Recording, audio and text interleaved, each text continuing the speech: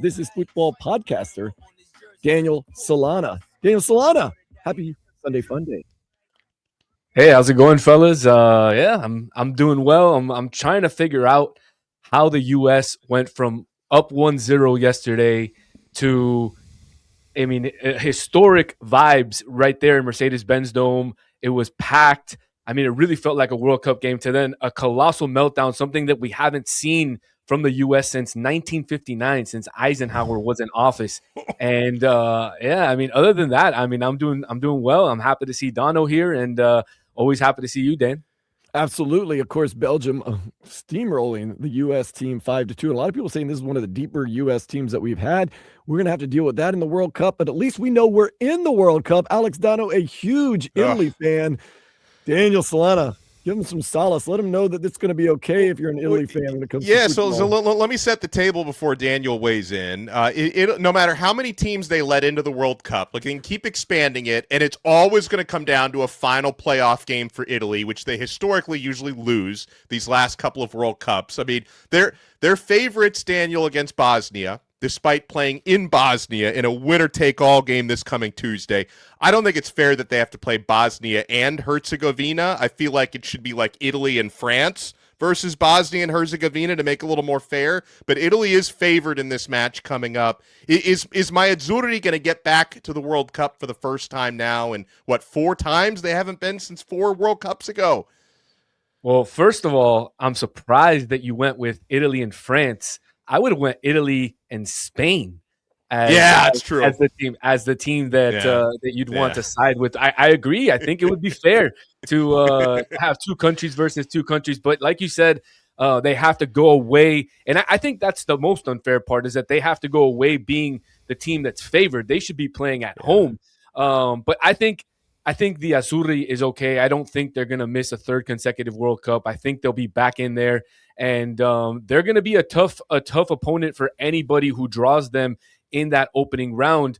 Much less like USA's group, right? USA's group gets the winner of the Turkey series, and I mean that's the weakest group. And right now, the way that the USA is playing, you were in a high coming off of that 5-0 or 5-1 win over Uruguay in Tampa at the end of November, and then now you go to being blown out on your home soil a couple months away from the World Cup. You really have to be worried going into the World Cup. Yeah, that is one of those concerns, but hopefully it's just an international friendly. It's a bump in the road. And for Italy having to go on the road, we know, Daniel Solana, we've talked about it. Some of these countries get creative with their home field advantage. We know, like in Mexico, and is it Chile? It's the highest peak in the highest part of the land where they have to play. Bolivia. Bolivia, that's right. But we have a new home field advantage. Literally, it is new stadium opening up Saturday in South Florida. Inter Miami taking on Austin FC. What does new stadium mean for the Inter Miami CF?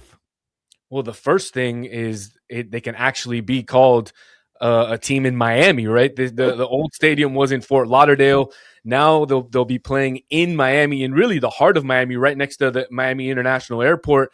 A lot of golfers are upset still that they chose that land to be the home. But as a golfer, I'm happy. I'm happy that Inter Miami finally has their new home. It's close to a lot of folks who would travel daily or weekly to go see the team, and that's really the gist of it. Is it's a lot closer to home, a lot closer to a lot more fans, and a lot accessible in terms of public transportation. I'm not sure if you guys caught it, but Inter Miami tweeted out earlier this week that if you take public transportation and you show proof at the game, they will reward you with a $10, a free stub for some concessions.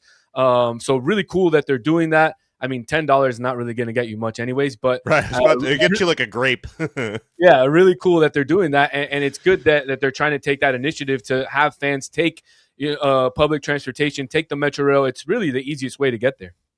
From what you've seen, I know the stadium hasn't quite opened up yet, but in terms of the photos, the renderings, they've got a Leo Messi section in there. Like, what are your thoughts? I mean, it looks, based on what I've seen, it looks like they've nailed that stadium, and I can't wait to see it in person.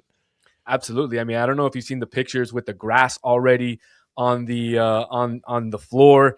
I have a buddy who is actually working the construction, and he told me, look, it's going to be ready for April 4th. He showed me the scraps of what he says were Messi's grass that he took with him to his house. I was like, hey, I want a piece of that. I want bring it over to my house. So I'm waiting to get that piece of grass. And look, it looks like they went for a mix of the South American feel with the MLS feel. And I think, like you said, Donald, they absolutely nailed it with everything that they did. The pictures with the way that the seating goes and the way how it shows Inter Miami is absolutely fantastic. And unfortunately, I won't be able to go to the game on Saturday. I'm going to Legoland.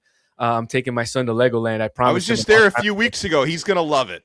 Lovely. I can't wait. I really can't wait. So, but I will be there for a game to cover the game, and I'm looking forward to the opening of the stadium. I don't know what they're going to do with parking, though. Yeah.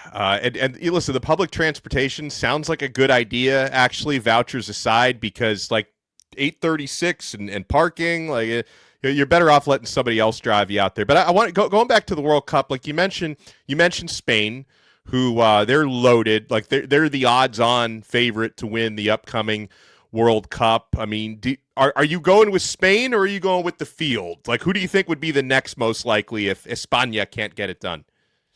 I mean, the next most likely obviously would be Argentina, right? But the fact that they haven't played anybody over the last 18 months, and I don't know if you caught that game on Friday with against Mauritania. I mean, it was like a last-minute friendly that they pulled together, and they really aren't playing anybody in this international window. I mean, you really have to give it to them. It's Messi's probably last World Cup. It's close to what you would say, I guess, home, because the Argentine presence when it comes to big games like that. We saw it in the Club World Cup with Boca and with River.